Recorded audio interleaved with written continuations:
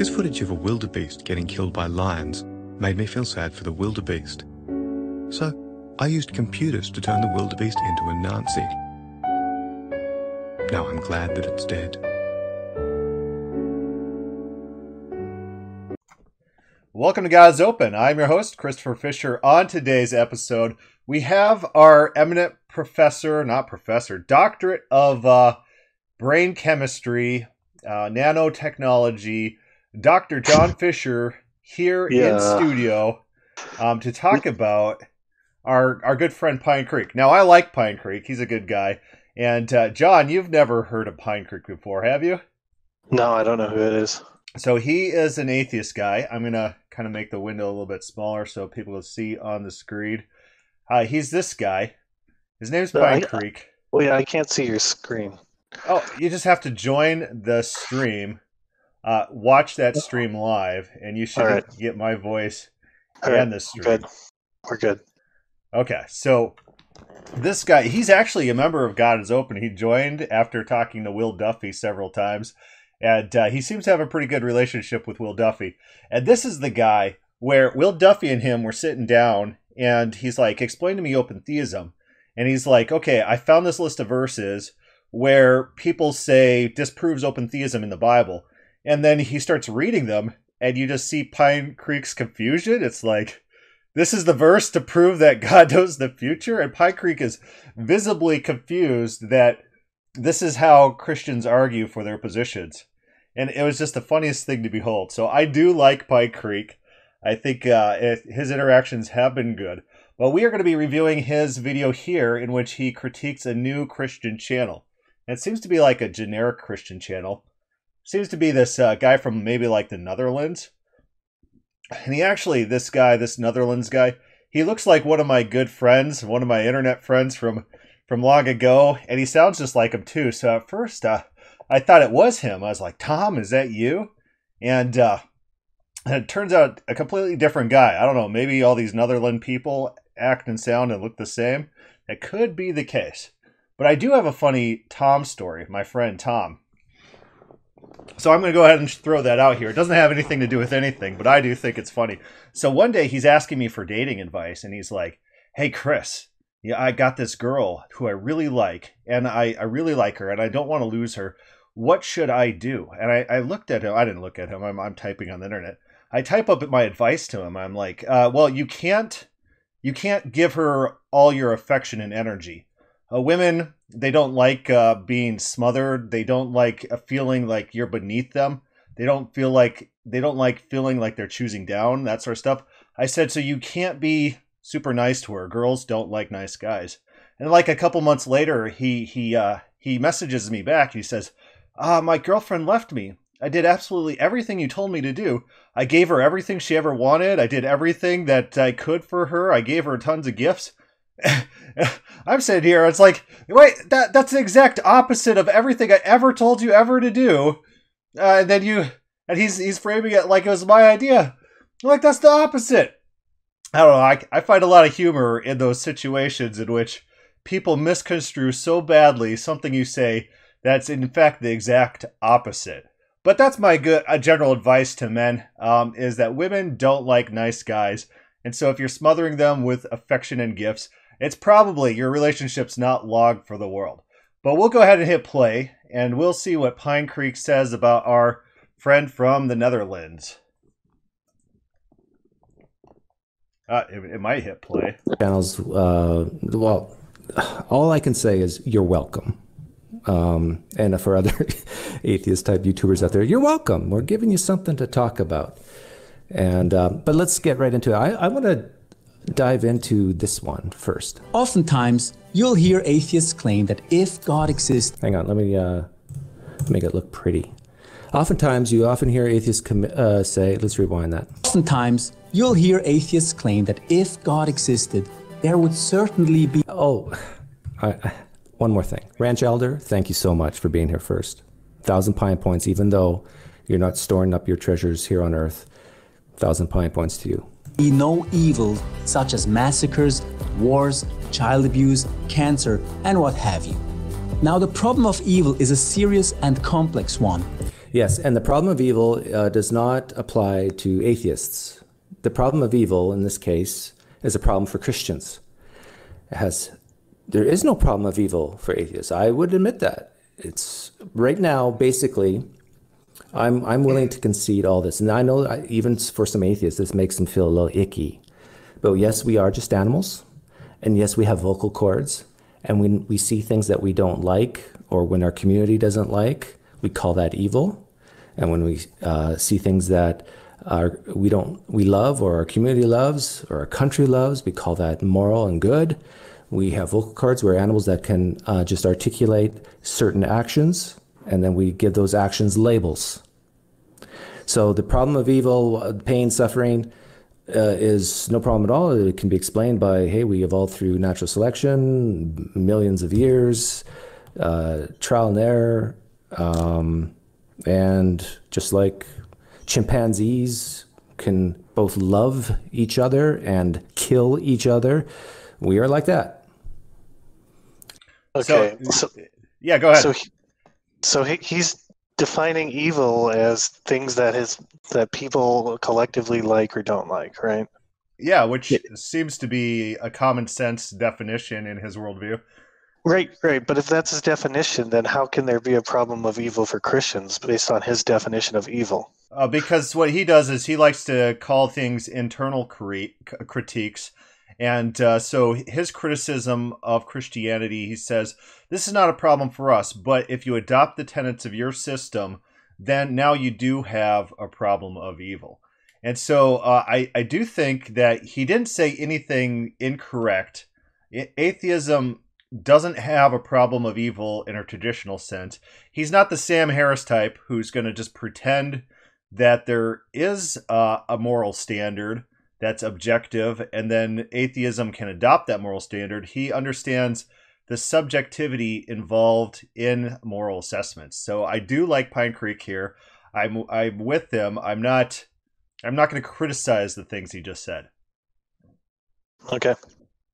Yeah, so he's about to criticize the Christian because the Christian has a standard of objective morality, which he's going to claim doesn't exist. I think he's going to do that now for us. So I'm going to hit play. We'll see if that happens.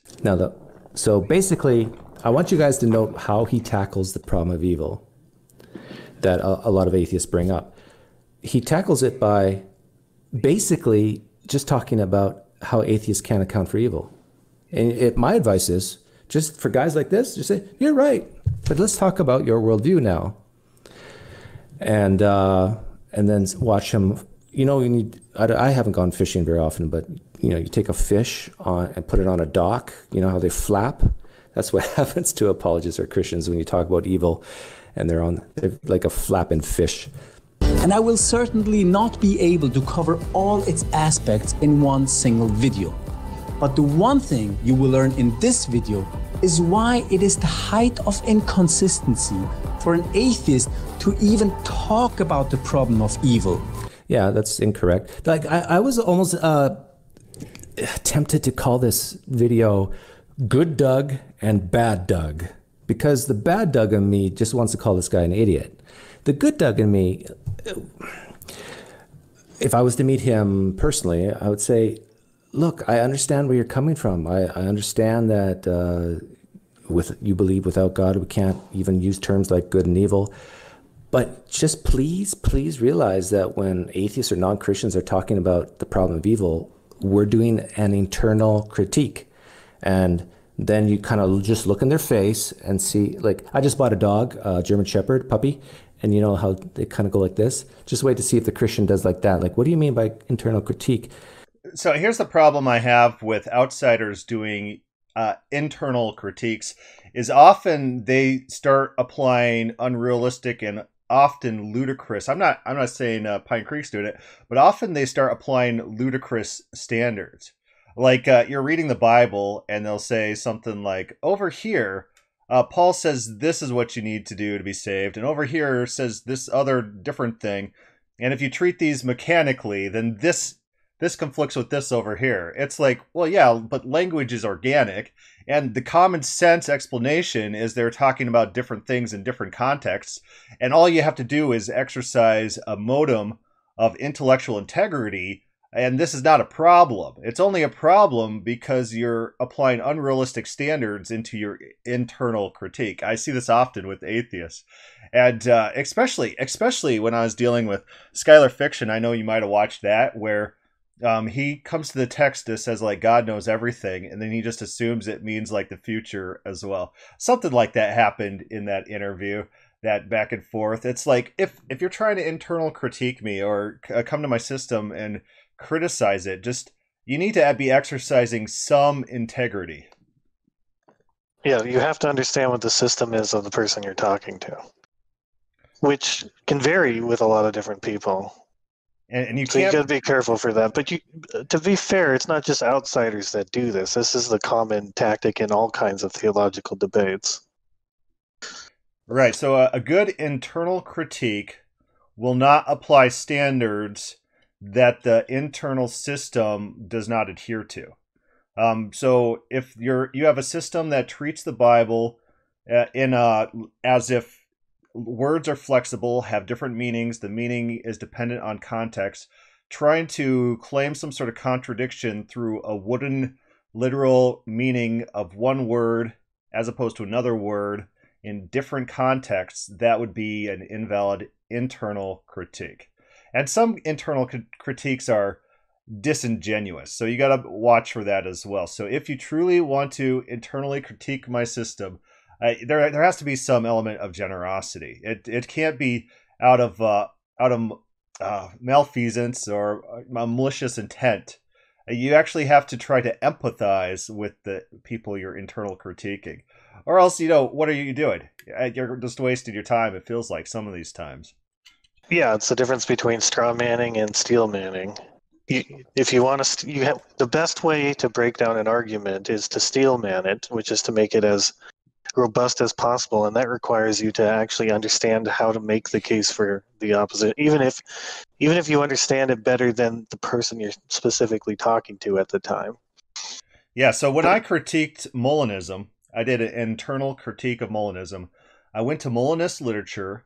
I grabbed out precisely their definitions of what's a necessary thing, what is something with potentiality, what is fatalism, what is omniscience, what are the meanings of these, in what way does God have omniscience. I categorized all these things. I meticulously put them up and then blended them together to show how internally the standards that they're applying to the system internally conflict. They don't make sense when put together. But I'm turning to their own literature and showing their own detailed definitions of various elements of theirs, showing that internal inconsistency. It's not this surface level critique. All right, so I'll go ahead and hit play. We'll see what this guy says. But if he doesn't do that, then that means, okay, I know what an internal critique is. Gotcha. And basically, I've already watched this video. Basically, this video is now done. So another thing I'd like to point out is he has this good angel, bad angel on his shoulder where he's like, I just want to call this guy an idiot.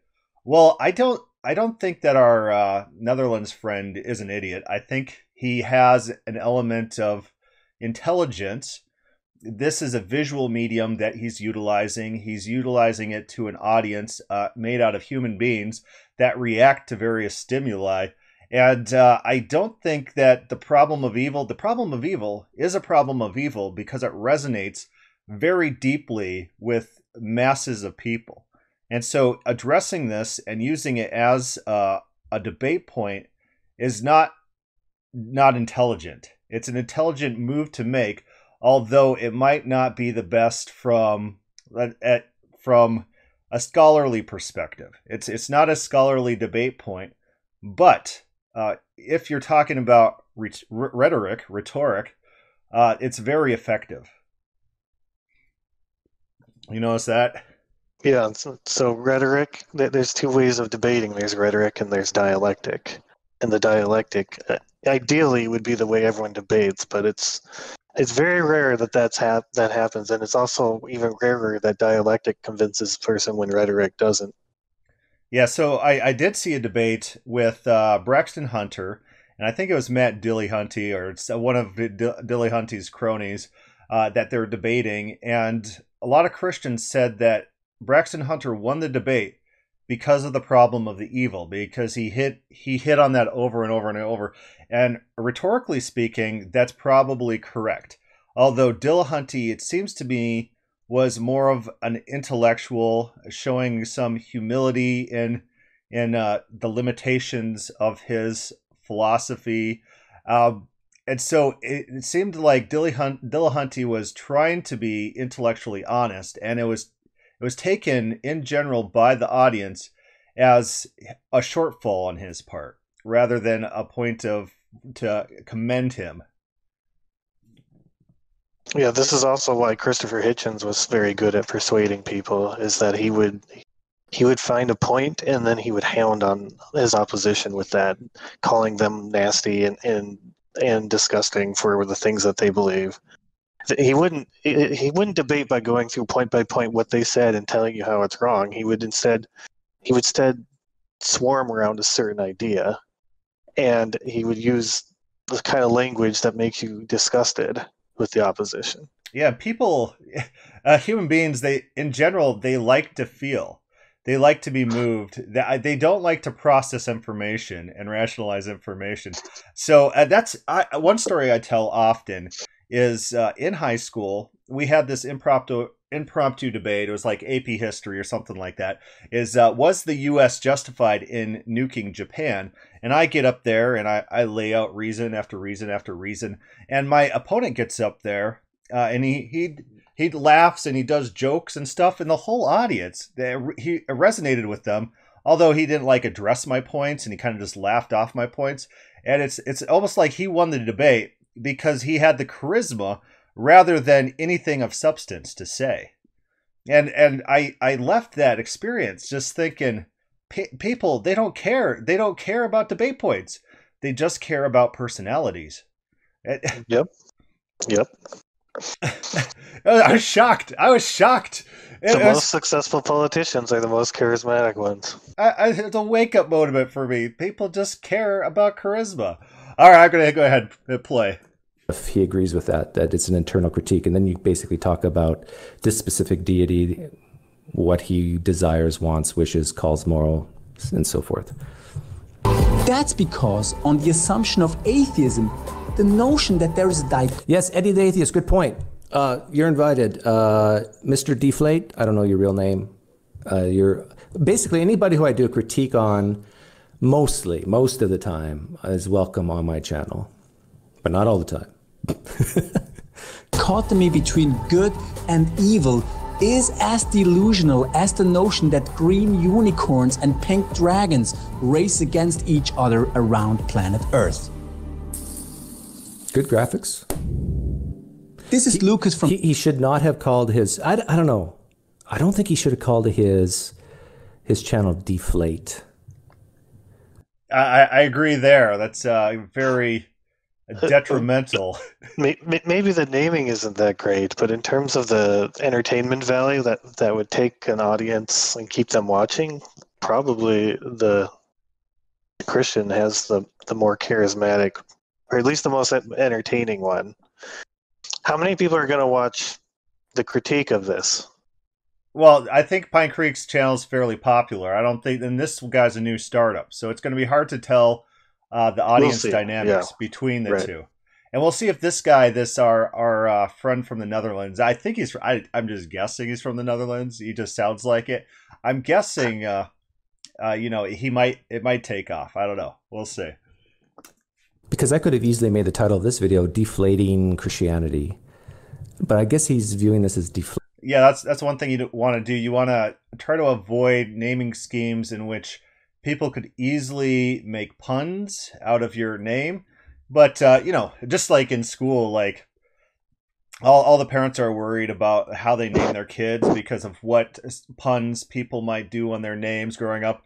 But I'm going to tell you what, kids are just nasty. If you don't have a name that rhymes with something, they'll just they'll just say something that doesn't rhyme. They don't care. They don't care. It's not, you're not saving your kid by naming him a specific thing.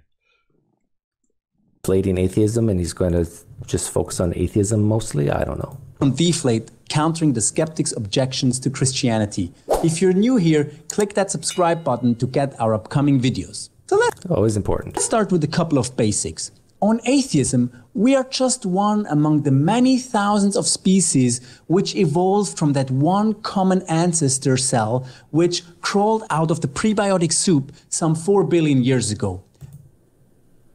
Mostly correct. That is, just like snails, rats, sharks, and butterflies, we fight for survival as described by Darwin's beautiful theory of evolution. Basically, one thing I've noticed throughout my years of doing this is when a Christian uses the word Darwin in the conversation of evolution, you know how fundamental or how conservative they are. The more they use the word Darwin, the more conservative and fundamentalist they are. Now, of course, somewhere along the way, we miraculously picked up a mind. We miraculously picked up a mind somewhere along the way. You can tell this guy, it's like, okay. Well, consciousness must have come about in some fashion somewhere. I don't know if naturalists have a good explanation of consciousness, or I think it's hard to conceptualize. So magic might be accurate in our Netherlands friend, his video.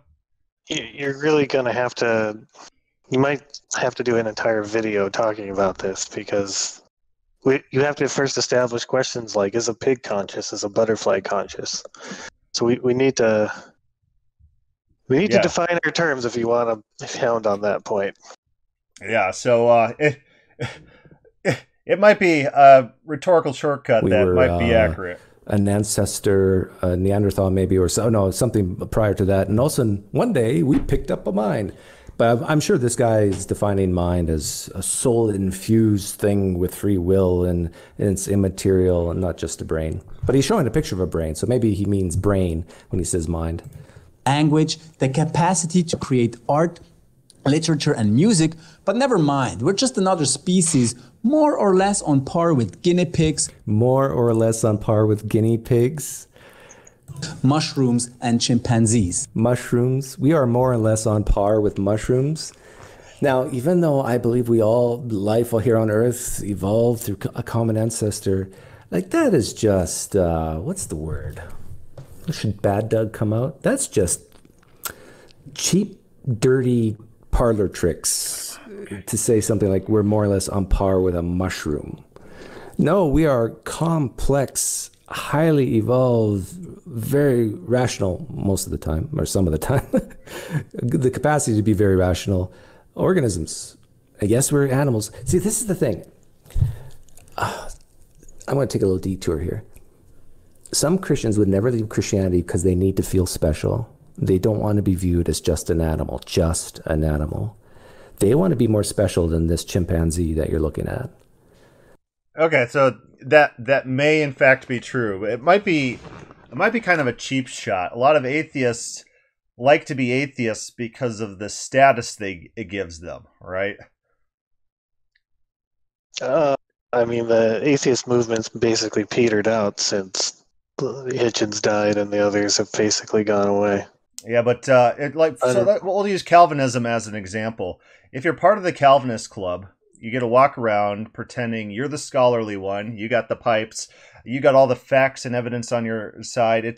It makes you feel good inside, and so there has to be some sort of we'll say incentive to remain a Calvinist because of the status effects. Atheists, I think, generally in the group have a similar status effect active, where we're the intellectuals. Everyone else is not as smart as us. We got our community. We're smarter than the others. Yeah, as I was telling you before this, Daniel Dennett even tried to come up with this notion of brights.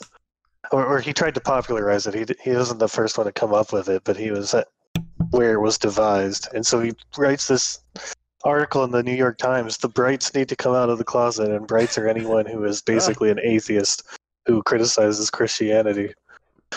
So it might be a cheap shot, I'm just saying, of PineCreek pointing this out, that yes, some people, yes, human beings do want to feel special. Yeah. They want to feel unique. But there's multiple ways, and all groups are going to experience some group.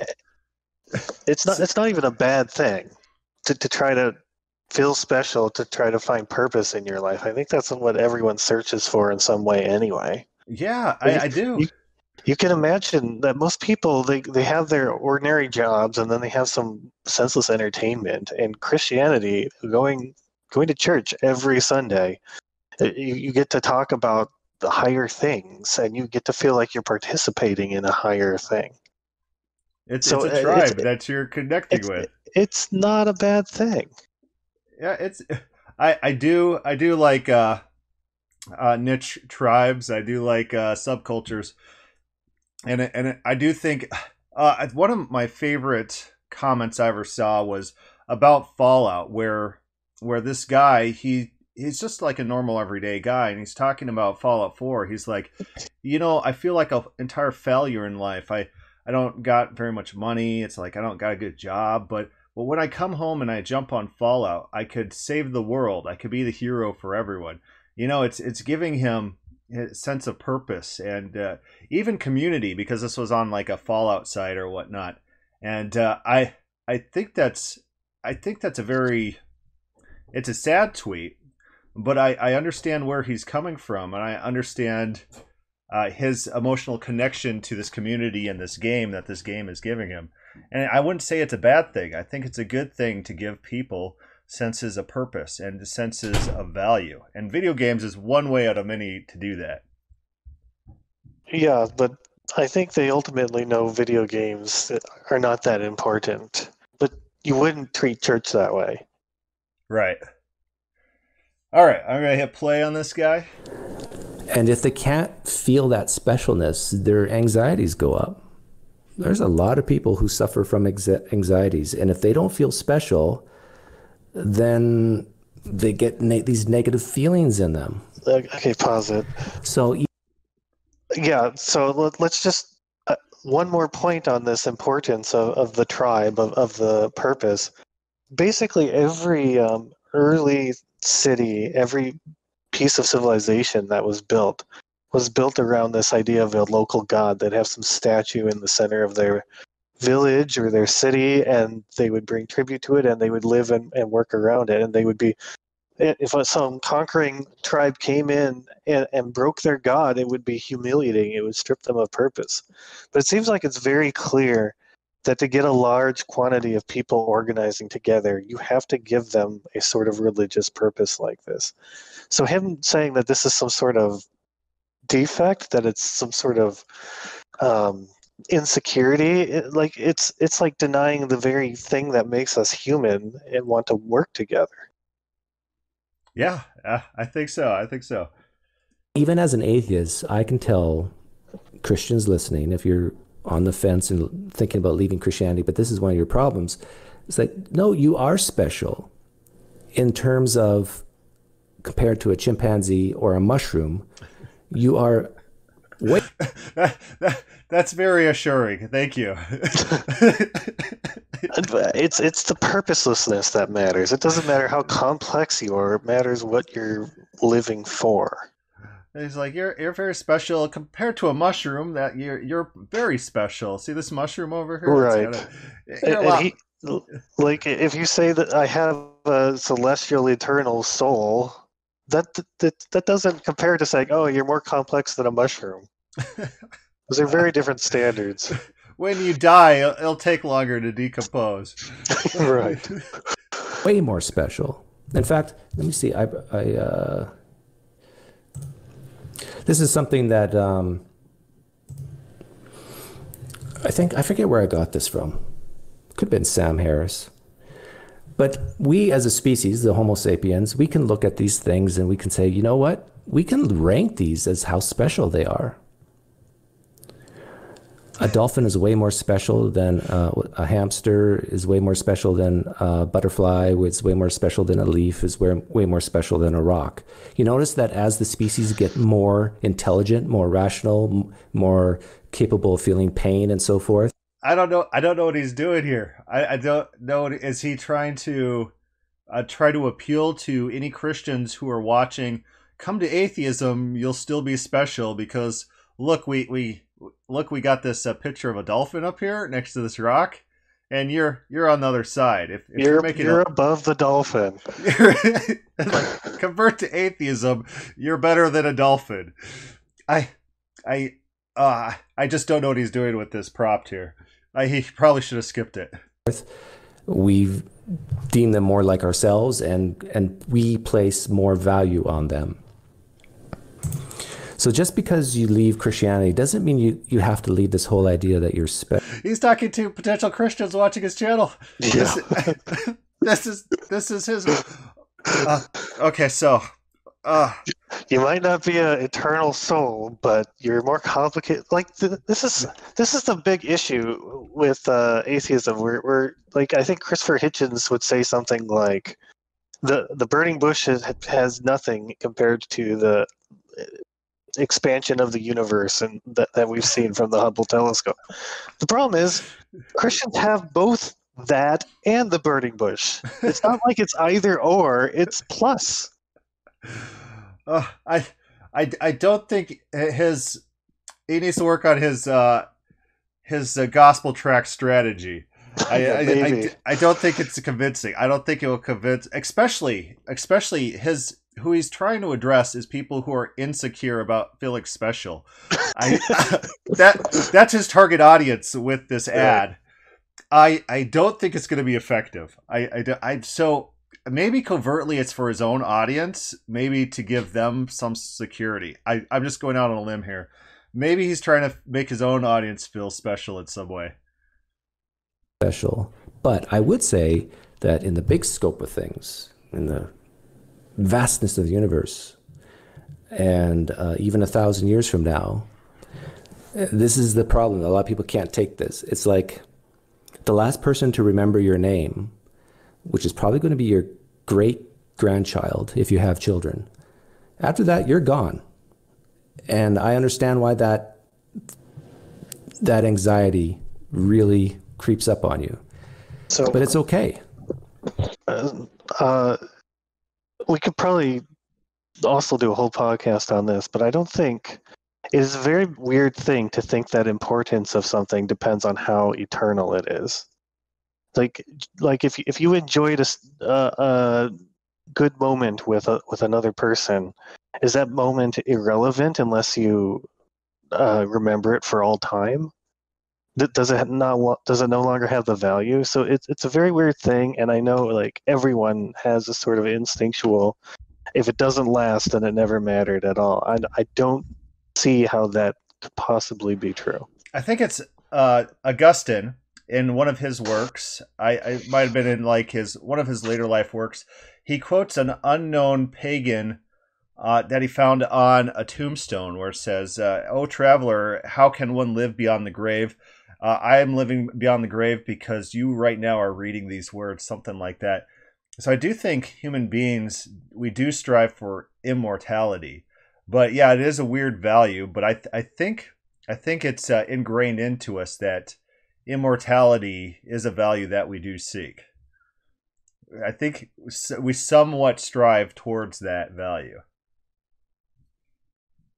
Yeah, it's just like we understand that the things that we pursue are not forever. Like no matter whether you believe you're going to heaven and all your works are described and all those sorts of things, even then you have to. I think we understand that there are some things that are important and there's some things that are less important, but there are also some things that are important in the moment, and that doesn't go away just because the moment went away. Yeah. So saying that the desire for it to be immortal, yes, it's true. It is true that we desire some form of immortality and long lasting, but we don't desire everything about us to be immortal. And it's a weird thing to believe that. If we did, then we would always, every one of us, be striving for eternality in all things. And it's not really. It's in fact one of the things we do after we've done everything else. Mhm. That's why people write their memoirs at the end of their days. I told you what my boys did. I had them read Kit Carson's autobiography, and afterwards I came home. I was like, did you boys read it?" And they said, yeah.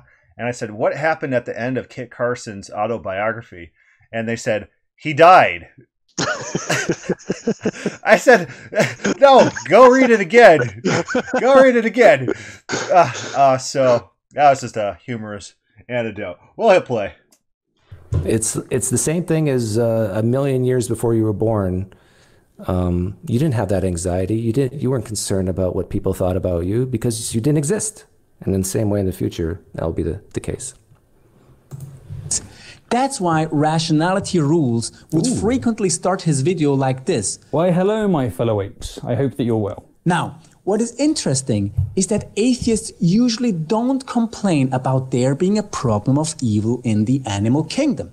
Right, and we don't complain that there's a problem of evil in the human kingdom, in the Homo sapiens. It's an internal critique. I mean, I have never... Not always. Not all atheists are framing it that way. A lot of them see evil in this world and they complain about evil in this world on its own merits, and then they apply that to Christianity.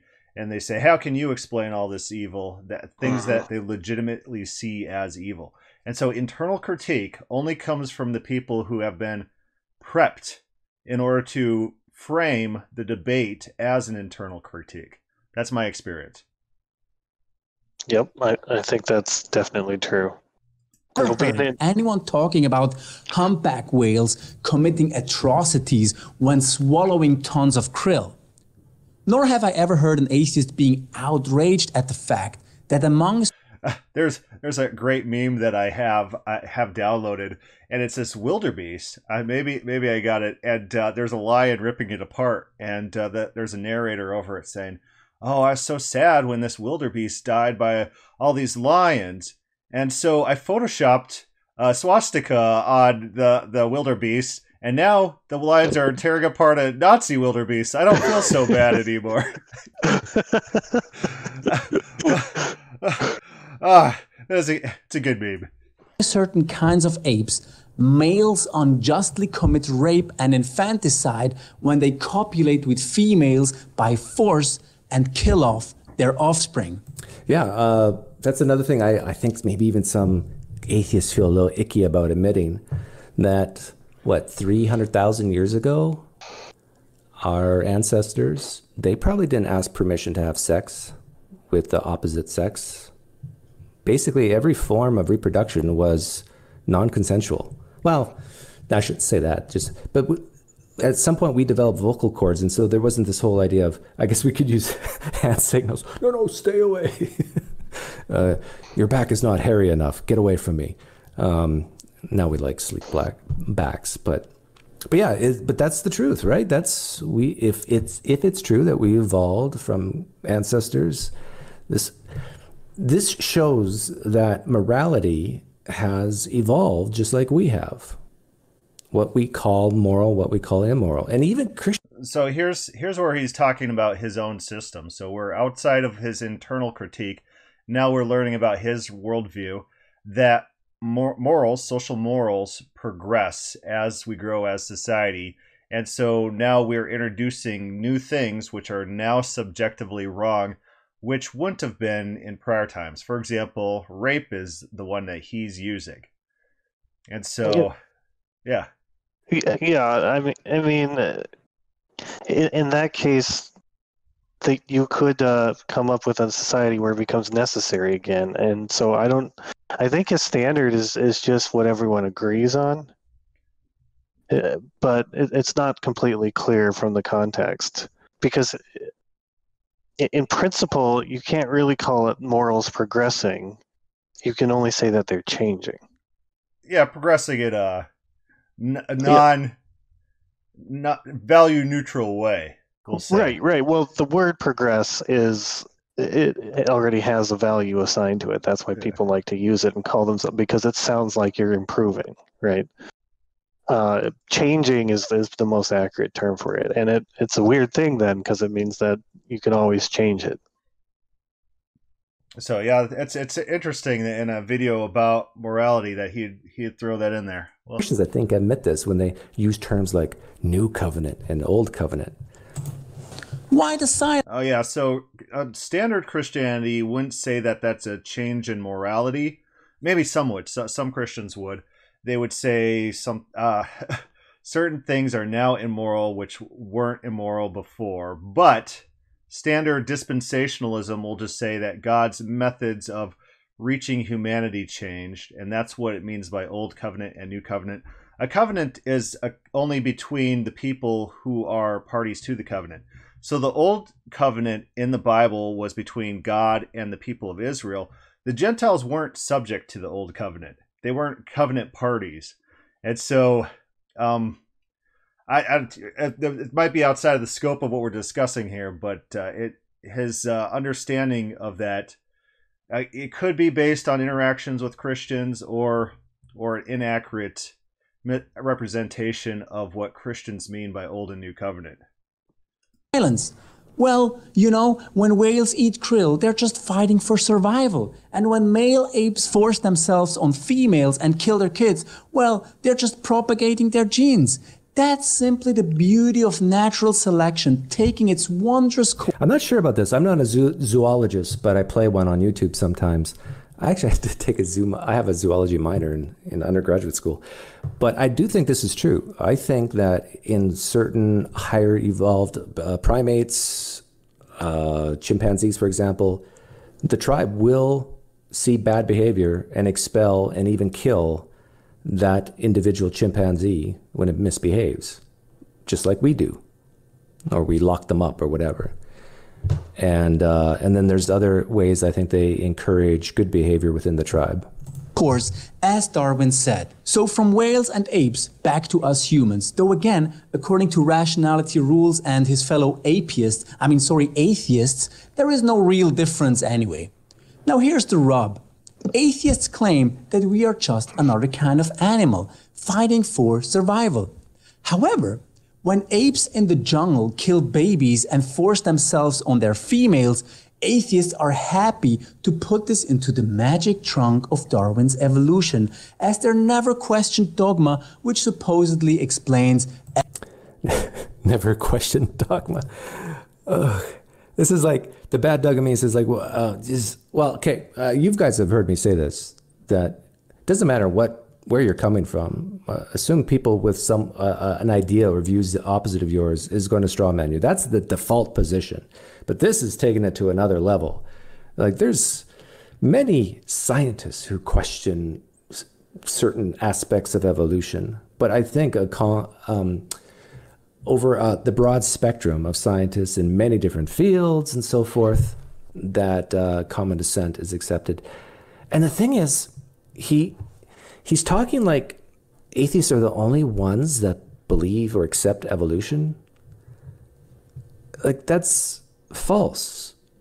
There's probably more. In fact, I'm quite sure that there are more Christians who accept evolution than not. And that's going to be true, because I think atheists only make up about like 3% of the population. I think in the U.S. they're only like 3%. So I was talking to my boys the other day, and my girl. I always say my boys, but it's all my kids. And I said, who has higher IQ? Who's smarter, atheists or Christians? And they're like, Christians. I'm like, well, that's actually not true. On average, if you're taking average intelligence, atheists tend to be smarter than Christians. And the reason is a selection bias. Who is the atheist? Theism tends to be humanity's basic default belief system. All people are pretty much world over have some sort of theistic view in mind. And so to be an atheist, you have to self-select. You have to be thoughtful about the issues in such a way that you're going to deviate from the norm. And the people to do that are not the people with below average IQ. And so just by natural sorting, atheists are going to be smarter on average. Yeah, it's not just IQ that sorts, though. Atheists are also sorted for being higher on the autism spectrum. And it's for the same reasons. It's because the more you are socially disengaged, the more likely you are to come up with conclusions on your own. So it's a funny correlation. Doesn't mean all atheists are autists. But it's funny to see. I think it's so. Charles Murray always points out in groups, when you're talking about average IQs, the differences between groups are always a lot greater than the differences, or differences inside individual groups are always at wider variety than the differences between groups. And so, so if you're using men and women, so on average, men are slightly have higher IQ than women, but there's a lot of dumb men and there's a lot of smart men. And the range of IQs is incredible, but the average difference between men and women are, I don't know, 1 standard deviation, something like that. So the differences within groups are always greater than outside of the groups. But on average, atheists, because of these selection mechanisms, these just circumstances, will have higher IQ. And it kind of blew my kids away to kind of learn this. And I think it's a good thing to teach your kids about how the world works, how statistics work. Homosexuals, for example, have way higher average income than normal heterosexual people in the U.S. They're breaching the 6 figures family incomes for homosexual couples as compared to heterosexual couples, which are about 30 to 40,000 on average. I mean, you're talking about family incomes, right? So they're both working. Yeah, so just that alone. Yeah, because people who often identify as homosexual often have very strong passions very intense passions to do things like business. They're very focused individuals, and that's going to drive their income up real high. It's not necessarily discrimination. I don't think we live in a gay patriarchy or something that just gives the homosexuals tons of income. The gay Asian patriarchy. I don't think we live in a gay Asian patriarchy where Asians rule the system, so they give gay Asians the highest incomes out of any group or anything like that. There's a lot of self-selection mechanisms that go into that. But I'll hit play. I don't know where we got to this subject from. I could be wrong about that, but I think the Pope has said, yeah, go ahead, accept evolution, and I think. Oh yeah, evolution. So yeah, most people are theists, and there's a lot of evolutionists. So there's not very many people are atheists. So there's going to be, just statistically speaking, a lot more Christian evolutionists than there are atheist evolutionists. But his response is kind of weird because he's just saying, okay, there's a lot of Christians who accept it. If he's doing an internal critique, then this internal critique says that evolution is wrong, right? And so you have to deal with that. I think if you also look, the number of people who don't believe in evolution who happen to be atheists is probably next to zero, right? Probably. So it's very likely if you're denying that evolution happened, you're a theist in some way. And so I don't know where he's coming out with, oh, you can be a Christian in it. Like, that's not the thing that you have to criticize. You have to deal with it as it comes. And I think his criticism of our friend, the Deflate guy, I don't know his name. I missed his name, so let's call him the Deflate guy. I think his criticism of the Deflate guy is that the Deflate guy is making atheism, equating that to evolution. And his criticism is it's not just atheists, it's Christians too believe this. And so to conflate atheism and evolution as synonymous, it's a mistake. I don't think it's a terrible thing to do, though, because atheism, all atheists are evolutionists, but not all evolutionists are atheists, right? So if you criticize evolution, you are criticizing atheism. I think it goes without saying that most people who take the Bible seriously are not evolutionists. Right. There's going to be serious scholars who do believe both in evolution and the Bible, but that's going to be the far minority. So I think our Deflate guy, his target audience are Bible-believing Christians, and I think they're going to equate in their minds evolution and atheism, and the Christians who believe in evolution as almost denying the faith, possibly. So I'll go ahead and pull it. Roman Catholicism is the biggest version of Christianity on the planet. So everything. That's nature taking its course according to the priests and popes of atheism. And Dawkins's followers are, of course... See, but if you're a Christian listening and the topic of the problem of evil comes up, take this guy's strategy. Like that's the best way to not have to deal with things like, I see DB Cisco in the live stream chat said, verses like, or ideas like marry your rapist and so forth in the Old Testament. No, it doesn't say that. It doesn't say that. The Bible says some things that the atheists claim, but it doesn't say marry your rapist. I think what's happening, I think it's in Leviticus, where you're marrying the person you had consensual sex with.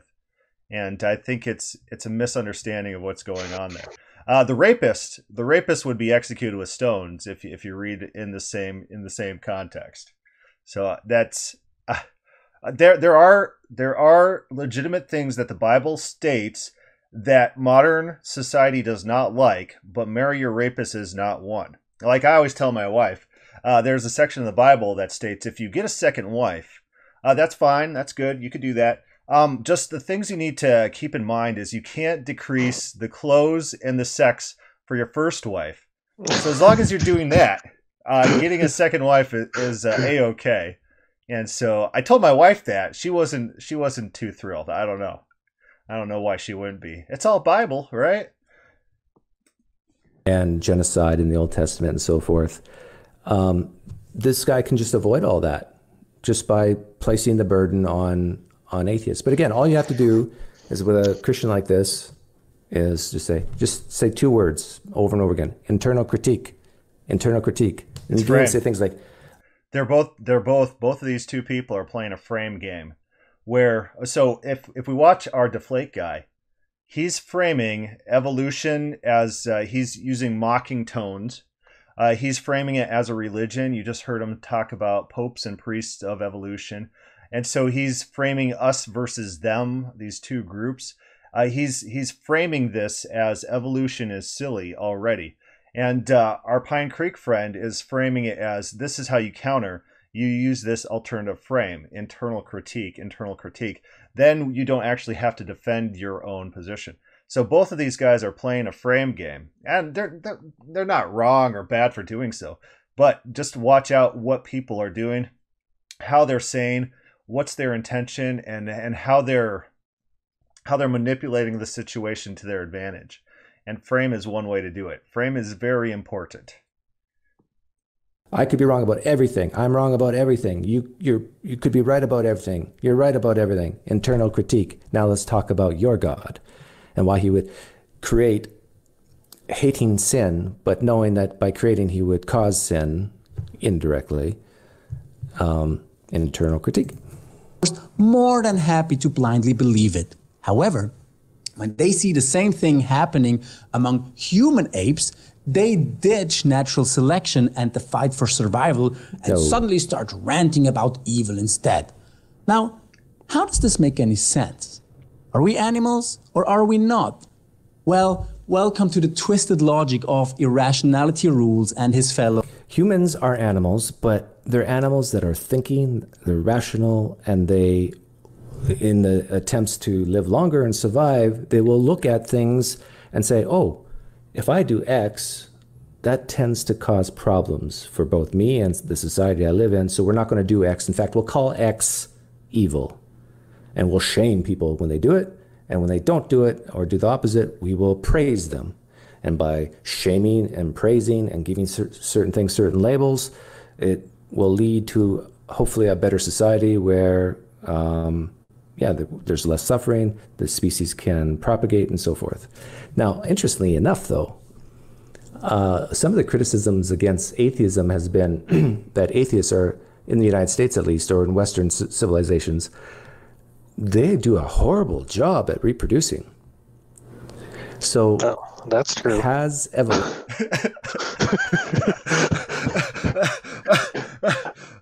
Socially awkward, high IQ people without social skills do have trouble do have trouble reproducing. Yes, I'm with them there. Did she go to one of these meetings once? These where yeah, there was some like local group of what were they called? They're not the philosophers, it's like the founders or something.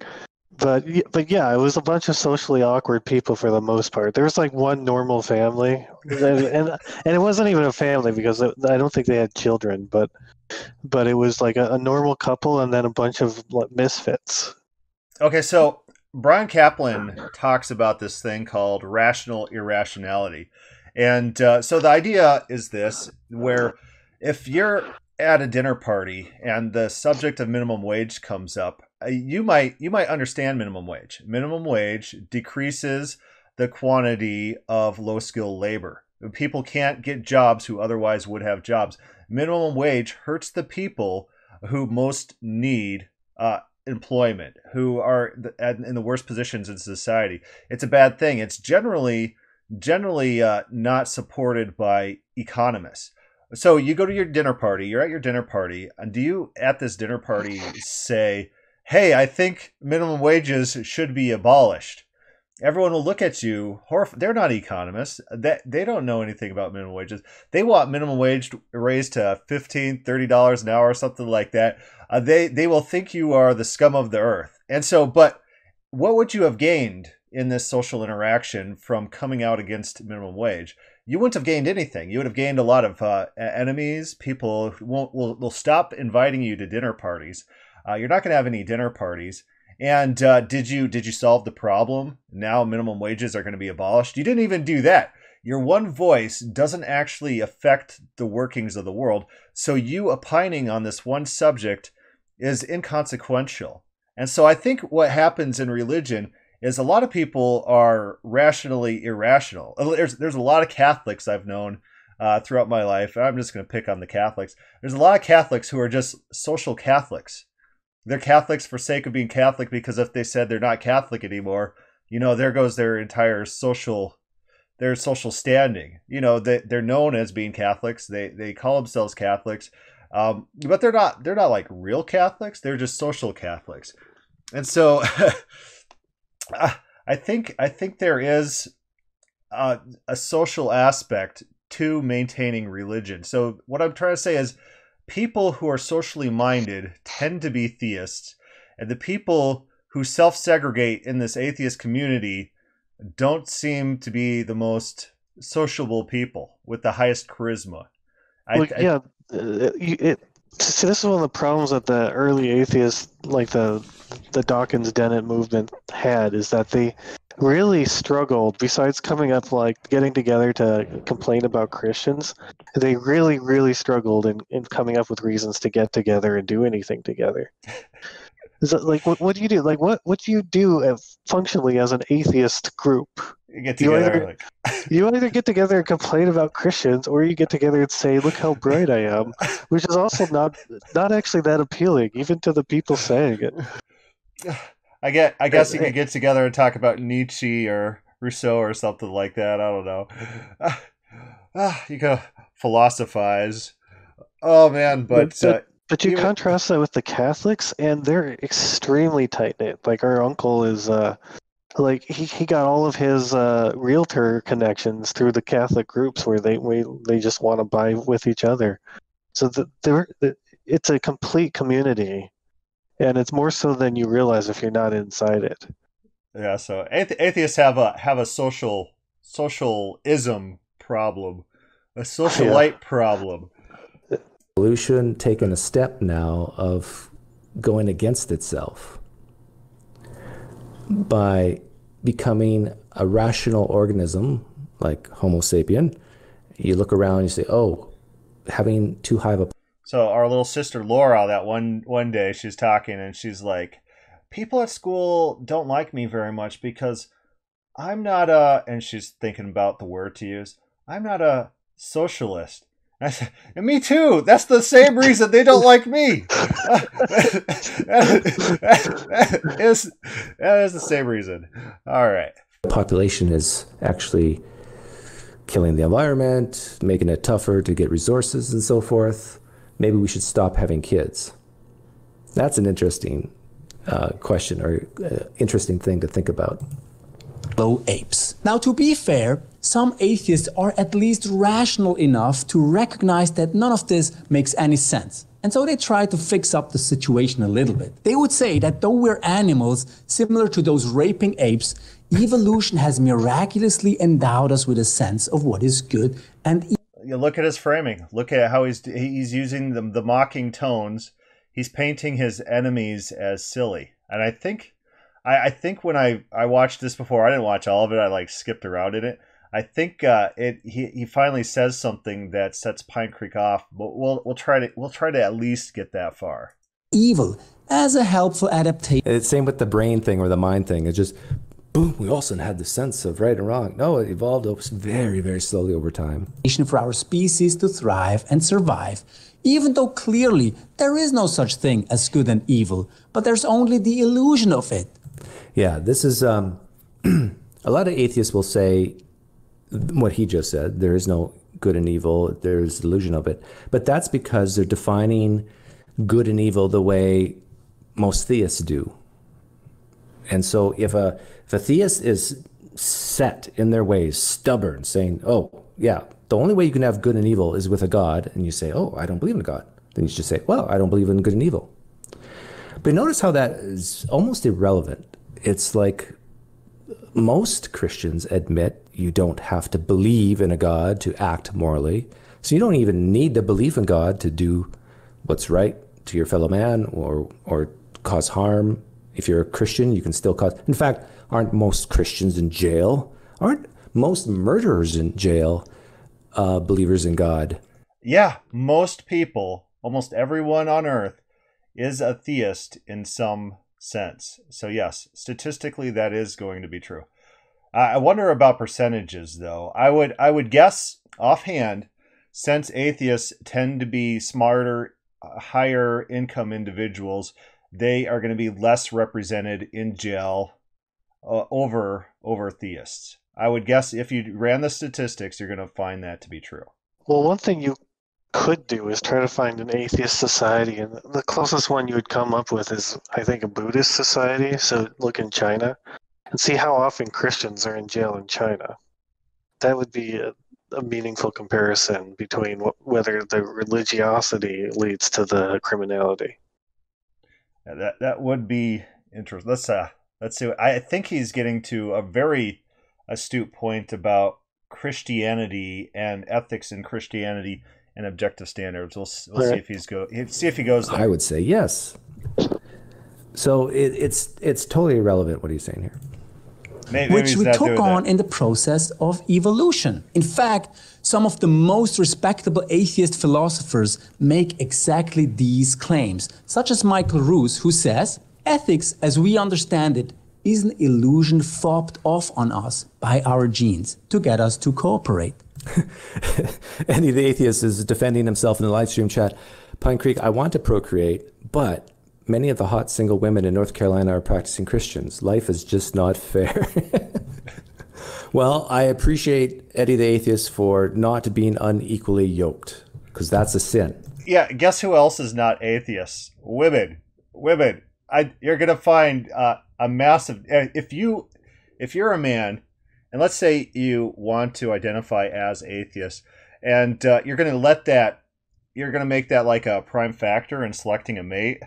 You're killing yourself. I don't know what you're doing to yourself. It's a bad mating strategy to limit yourself or even make atheism one of your causes of celebrity in your life that you want to champion at all costs. You're going to drive away the women.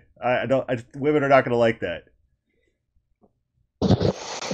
Yeah, so I find that in professional settings with highly credentialed people, you don't find a lot of theists. So you have to be especially smart and then run into women that are kind of like you. So the nerdy, quirky kinds.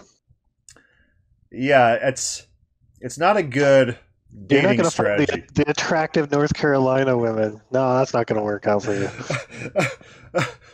This God is Open is a dating show. We give a lot of dating advice to lonely single men.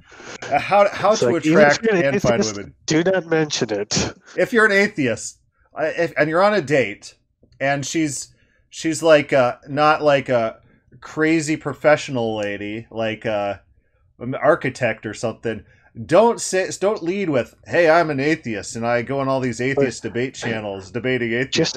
Just go with the line, "You're spiritual but not religious." Go with that line. That is your lead off. That you believe that it could be a higher power, and that we all have some sort of spirituality inside of us.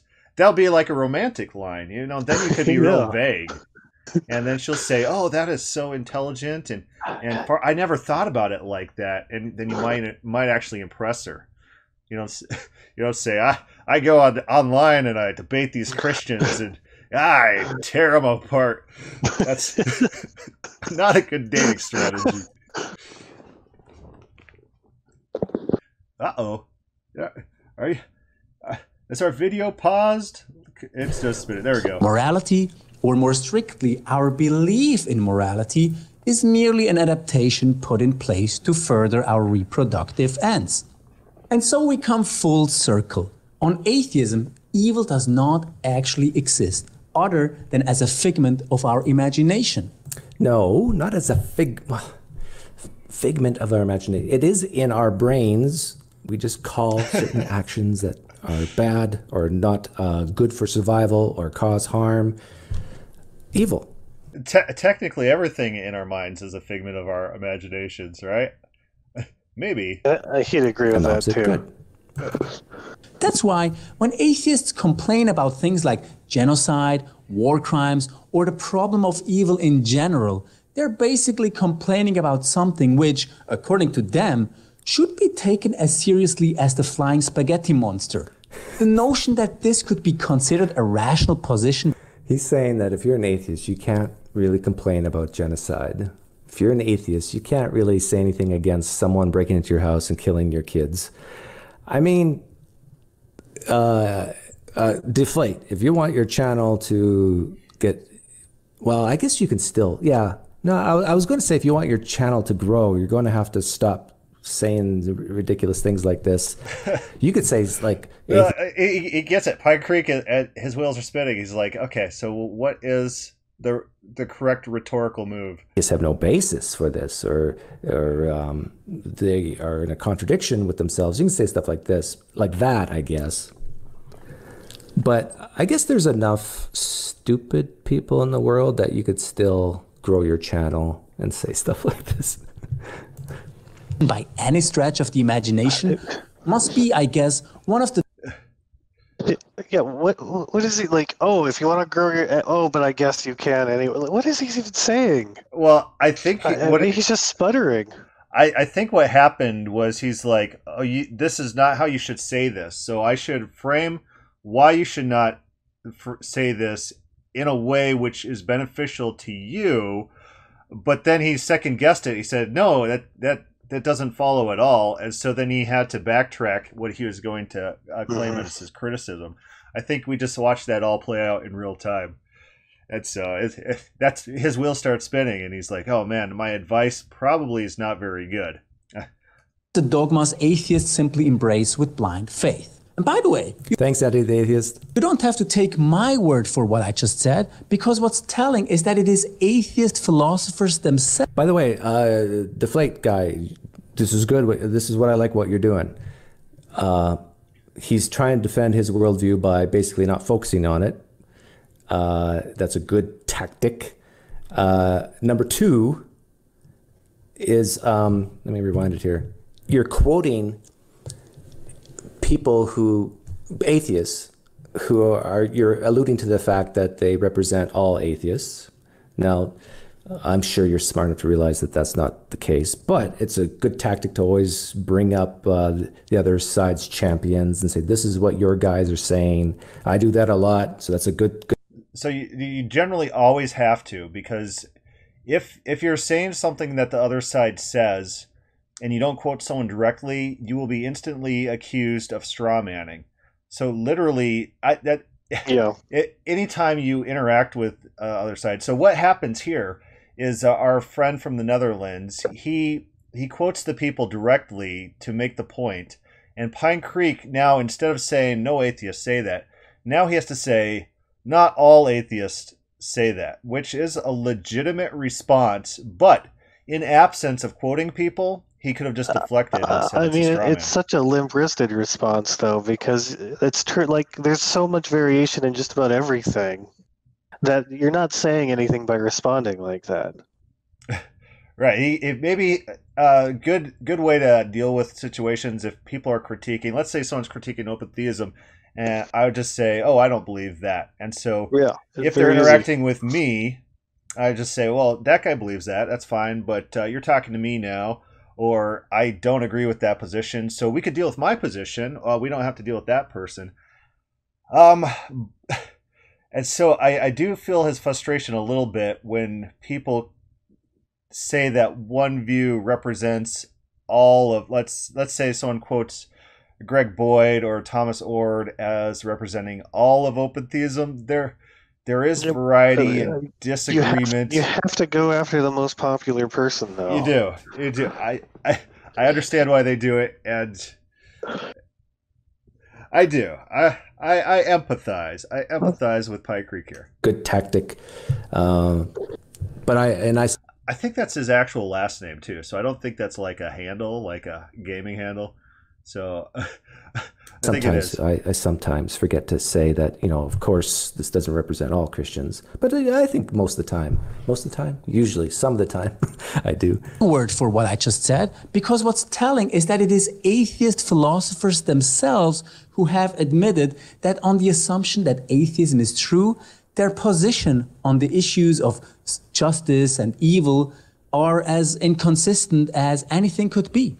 I mean, pick Bertrand Russell, for example, who, while advocating for human rights, also confessed that what he's doing does not make any sense, given that he is also an atheist. Or Joel Marx, an atheist philosopher who says, "I have long been laboring under an unexamined assumption, namely that there is such a thing as right and wrong. I now believe there isn't. I became convinced that atheism implies amorality." Yeah, and I'm not exactly sure what Joel Marx is defining as right and wrong, but does it even matter if there is something outside of ourselves, outside of the cosmos, where let's say it's true that there is this standard of objective right and wrong that's outside of Homo sapiens, outside of all humanity. What does that matter if you can't know what it is? I think the epistemology is way more important than the ontology. Because I'm an atheist who could say, yeah, maybe there is something as objective right and wrong, but got to show me why there is. Like, maybe there isn't. In fact, I don't see any evidence that there is. And if there is, how in the heck do we figure out what it is? It seems like throughout the course of human history, it seems like we've had to figure that out on our own. And don't tell me you got it out of a book, because even in that book, you would admit that we don't do certain things like that book says we did. We no longer stone practicing homosexuals. Well, not in the United States anyhow. Okay, so I think he's hitting on a very crucial problem. There is a disconnect between any objective standard of reality and practicality. And so if we say, for sake of argument, and most Christians will claim that there is an objective morality that's outside of ourselves, that's written in stone, if that morality does not have interaction with the practical world in any sense, it might as well not exist. Are you tracking what I'm saying? Yeah, I mean, that's not true just about morality. If you say that there's something supernatural out there, but it's so supernatural that it never interacts, then why does it matter exactly? Yeah, so let's say so normal Christian view of sin is that there is some sort of eternal code out in the nether somewhere, and if you violate that, then you get like a demerit on your account. And so one visual that I like to pull up to illustrate this common view is in What's in the Bible, where Adam and Eve sin, and this little dust mote thing creature jumps onto them. And as humanity sins, more and more of these demerits or dust creatures jump on, and then now you are metaphysically imbued with some sort of sin tally on you. And so if that, the only way Christians conceptualize this objective morality is that it has to be embedded metaphysically into the universe, a system in which there's an actual ramification for violating this code. So if that doesn't exist, and if there's no practical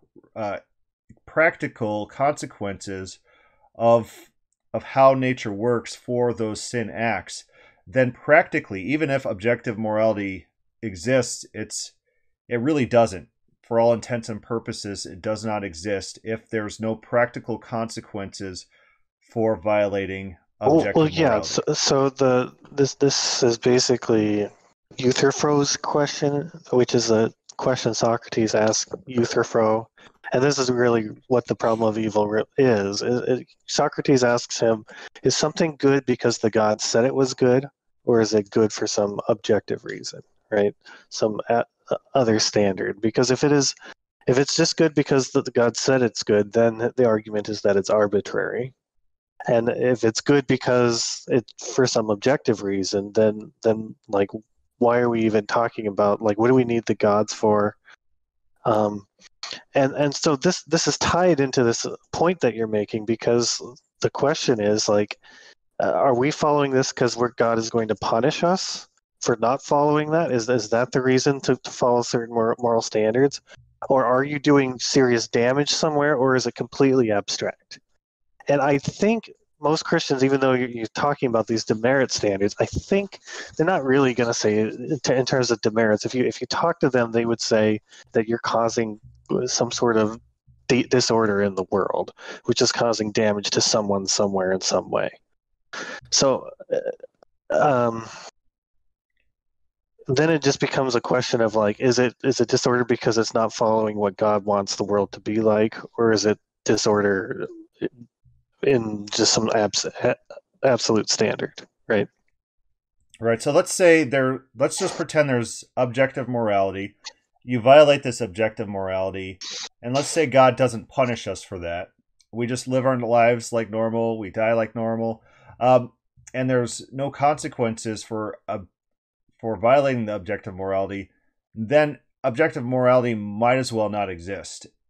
The subjective morality by which the world actually operates, in which if I go and kill someone, the cops come after me, and the family members may or may not enact vengeance against me, that subjective morality is more practical and more real than any objective morality would be.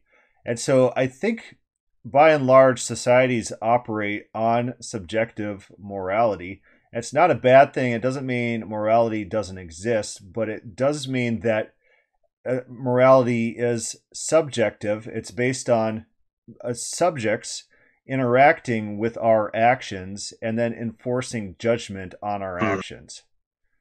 So if God is the ultimate enforcer, then practically speaking, morality is subjective. Morality is subjective based on God's subjective understanding of it. But this is the thing. I think the disconnect that a lot of Christians have is the notion that just because God declares it doesn't mean it's objective. It's God is the subject that it's coming from. So it could be objective that God's subjective morality is enforced. And so something that's subjective changes based on the subject who's stating it. So I like ice cream. Now there might be someone down the road who's a misanthrope who hates humanity, and this guy hates ice cream. Terrible person, maybe. But so the statement "I like ice cream" cannot be equally applied to him. The subjective means that things changed based on the subject who's stating it.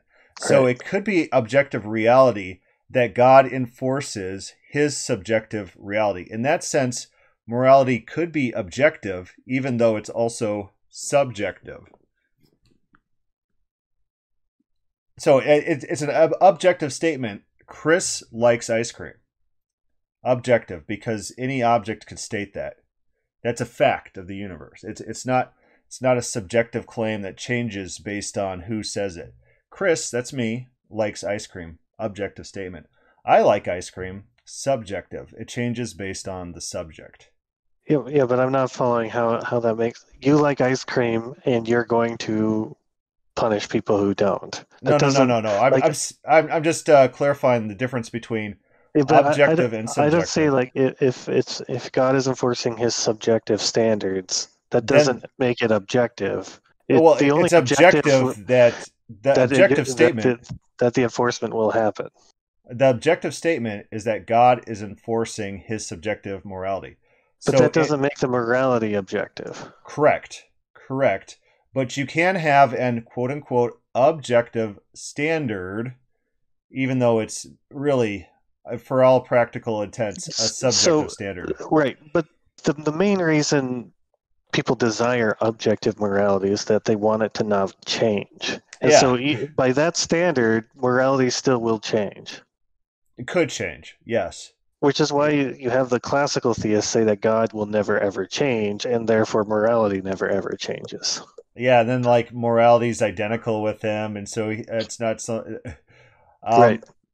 Yeah, so that is a key motivation to that, but I just don't think that's how reality operates. I think most of our experiences are subjective, and enforcing morality is a very subjective act. It's also important to understand that subjectivity does not equate to arbitrariness or relativity. It could be that morality is subjective because of the interactions between human beings, but because human beings are a certain way, it will always be a certain way. It doesn't have to be arbitrary. You like ice cream, just about everyone likes ice cream. That's because of the taste buds that human beings have. It's a subjective thing to like ice cream, but it's related to the fact that we all have taste buds that appreciate it. Right. Yeah, absolutely. So subjectivity does not eradicate the it does not make it mutable endlessly to whatever you want to make it. Yeah, so like the things that we see, I got color blindness, and so subjectively I see the world in different colors than other people, but I can still operate at stoplights. It still can happen, even though I'm not exactly seeing the same thing as someone else. And I tend to stop at red lights.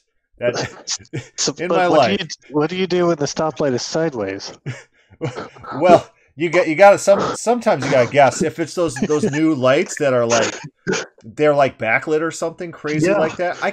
I don't know. You just kind of you look at it, you're see like, what the other cars are doing. Like, what's going on here? Okay, are there cars moving? Do I just run this thing? Because I have no idea. Who designed these lights? Did they? In programming class, it was a very sad day for me.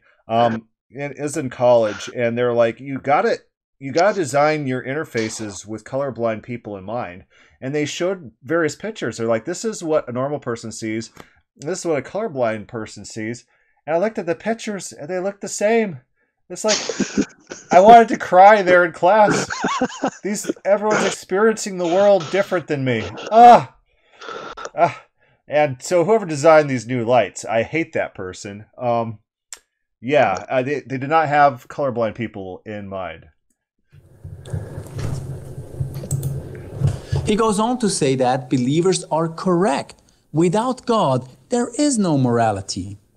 In other words, on atheism, talking about right and wrong, as well as good and evil, is inconsistent nonsense.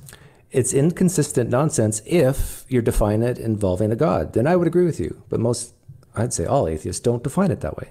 So as long as you believe that all there is in the universe are atoms and biomolecules, which evolution has miraculously, by the wave of a magic wand, turned... evolution by a wave of a magic wand. I can tell that this guy is defensive about what he believes by the way he's talking here, because he's using what he's heard, I think, from some atheists. You know, you believe in a magical fairy up in the sky, a sky daddy. PineCreek's tracking on this. Waved a magic wand or spoke the words, and poof, we got the universe. And he's just reversing it. And he's reversing it because I think he feels defensive. It's like, I am not stupid. I am not irrational. In fact, you are the stupid ones. This is almost like the I know you are, but what am I type apologetic. Turn into apple trees, raping. So we should actually talk about that shift of frame.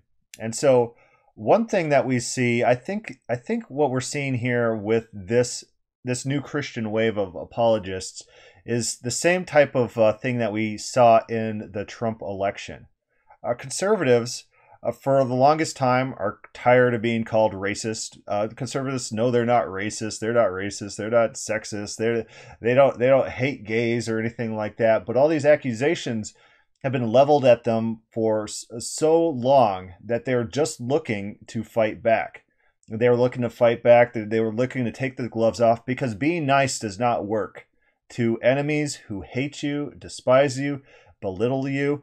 And that's what the atheist community does to Christians. Oh, Christian? You're a Christian? You believe this stupid thing? Oh, I'm going to mock you and make fun of you. There's only so much abuse you're going to take, and you're going to fight back, and you're going to pull those gloves off. And guess what? Your side is going to cheer when that happens, because they're tired. They're tired of being dehumanized. They're tired of taking abuse from your side. Atheists they're reaping what they sow. The same thing happened in American politics in the election of Trump. Normal Americans were tired of taking the abuse. They found someone who's going to fight for them with the gloves off, someone who's not going to take these accusations, someone who's going to stand up and give them hell back. I think that's what's going on here with the new apologists.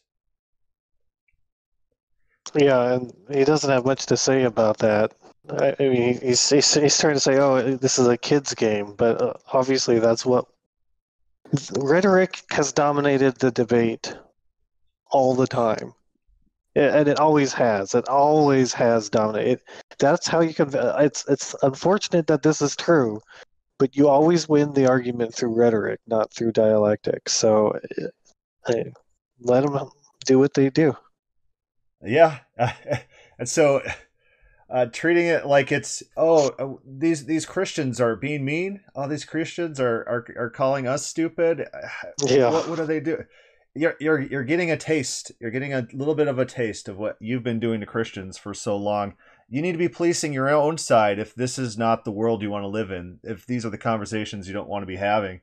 You need to focus on your own side first. Being apes and Homo sapiens, then you have no reason to suppose that good and evil actually exist, other than as an illusory figment of our imagination. And why would anyone care about illusions? That would be as rational as getting all worked up about whether the non-existing green unicorn or the non-existing pink dragon is. So look at the framing of our Netherlands friend, our Deflate friend. He's taking common atheist mocking points and he's flipping them. He's flipping the frame. This is brilliant. I haven't gone to our Deflate friend's YouTube channel to see what kind of traction this is getting, but rhetorically, this is beautiful, because Christians, we are all familiar with flying spaghetti. Oh, yes, I believe in the flying spaghetti monster. It's like, okay, you're just going to try to mock me rather than actually interact with me. Great, thanks a lot. So hitting back on those specific points that resonate with his target audience, it's a good frame shift, and it's a good frame shift that PineCreek he's catching on. He's catching on. You see his wheels turning. Is winning the non-happening competition. Okay, so enough of that. But what's the bottom line here? The bottom line here is the problem of evil, Mr. Deflate, or other Christians who support what he's saying. The problem of evil is not a problem for atheists. It's a problem for you guys. And the problem is this: you believe in a God that hates sin, yet created knowing that there would be sin, or predicting that there would be sin. You believe in a God who is benevolent, all merciful, all loving, not needy, not dependent on anything, yet desires worship, desires to create so he can have relationship, even though he's a Trinity and has relationship within himself if you're a Trinitarian. You're a God you're a Christian who believes in a God who will not step in all the time on the major things, like the gratuitous type things. In fact, on Twitter the other day, I asked the question to Christians, and if you're a Christian listening, take this hypothetical thought experiment seriously. And if you do, I think you're good. If your loved one was about to be brutally murdered, and let's assume your God exists, Yahweh, Jesus, Holy Spirit exists, but let's also assume that Superman exists. Now, given what you know about Yahweh, how he's interacted in the past, and given what you know about Superman, how he's interacted in the past, I want you to seriously try to answer this question. Your loved one is about to get hacked up with a machete knife, brutally murdered, painful death, someone you deeply love, and you can only call on one entity. Okay, so just critiquing his example real quick. You know what Superman does? Superman's like a godlike figure that could fly around the earth, and he could blow things up with his vision beams. You know what he spends his time doing? Cosplaying as a reporter for the Daily Beast. Well, yeah, and protecting the one city. The one city. It's a huge... You know what Superman could do? He could use his laser vision to create a nuclear power plant and create enough heat and electricity for the entire world. Infinite energy, infinite food. So and use the proceeds from that to hire a police force to police the entire America. He could do that. And then expend his efforts where there's the most gain for humanity. But he doesn't do that. So I would not be praying to Superman in that scenario. Well, it's also his example is also interesting in another sense, which is that the story of Christianity is that he wouldn't intervene on his own son's brutal, horrific, painful murder. The whole Bible is written like that. The whole Bible is people calling out, God, why are you not coming to save us? And so it could be just a fact of reality that God doesn't see the problem of evil as his job. So if that is the case, then some of the assumptions that PineCreek has just posited, that there is a problem of evil, well, is evil an objective reality? If it is an objective reality, to what extent is God required to or have the duty to come and intervene in those? If my kids are fighting, does God have a duty to intervene before one kid punches another? If God doesn't have a duty to right evil, then Christianity doesn't have a problem of evil either. If evil is subjective based on enforcement, Christianity doesn't have a problem of evil. It has a rhetorical problem. In a rhetorical sense, people would not like the idea, and they don't in the Bible. In the Bible, biblical authors do not like the idea that God does not have a requirement to right the wrongs, the ills on this earth. Rhetorically? No, but we were just discussing that you can't call it moral unless there's some sort of consequence. Right. Well, you can, but there's no interaction in the world. If you say something's immoral, that's your subjective evaluation of the situation, but the morality is impractical if there's no real world consequences for that. So you could come up with your own set of morality, and people do. It's like if you eat eggs from a farm in which the chickens were raised in cages, that's immoral. Oh, okay. If that's what you want to do, fantastic. Have fun with that morality, and you could criticize whoever for that. You could criticize the government from not intervening. God, you actually might be. Let's say you're PineCreek and you're also a vegan. God, why you're PineCreek, you're a vegan, you're also a Christian. God, why don't you intervene to free these chickens from the chicken cages, laying eggs?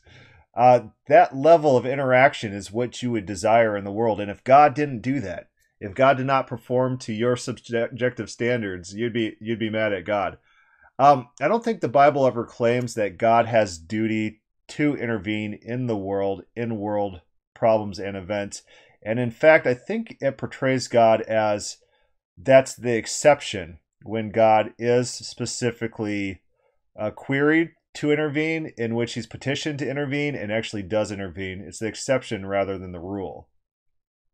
Yeah, I think that's the biblical story. It's a little difficult if you're reading, because you're only reading of the exceptions about the instances where he does intervene, right?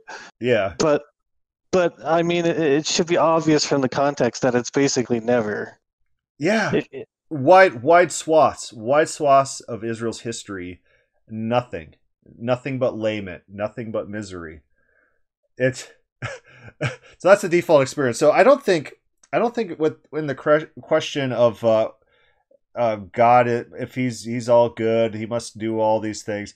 I don't think that's a Christian concern. When I say Christian, I mean like a biblical concern. Biblical, but the problem is that there's certain Christians who have these categories of God: omnibenevolent, omnipotent, and they define them in such a way that they create their own problems. Yes, and then what happens is PineCreek says, "Oh, let's do an internal critique," and then he walks up to these guys and he says, "In your system, this happens and so this should happen." And the Christians are like, and then they appeal to something. Oh, free will. I guess that gets through the problem. Then why did God ever intervene ever? I don't know, but it's funny. So PineCreek, he's ending this video here, so that's a good time to end off. But I do like PineCreek. I think he's intelligent, and I think he's picking up on some of these framing aspects. I think he's tracking very well on that level. I don't think he's totally off base when it comes to criticisms of objective morality. I think he does touch base. I think there's other atheists that also understand that there is a problem with Christians claiming there's objective morality. There are issues with that, and just trying to hinge that on God's nature isn't a practical solution if those things don't materialize anywhere in the world.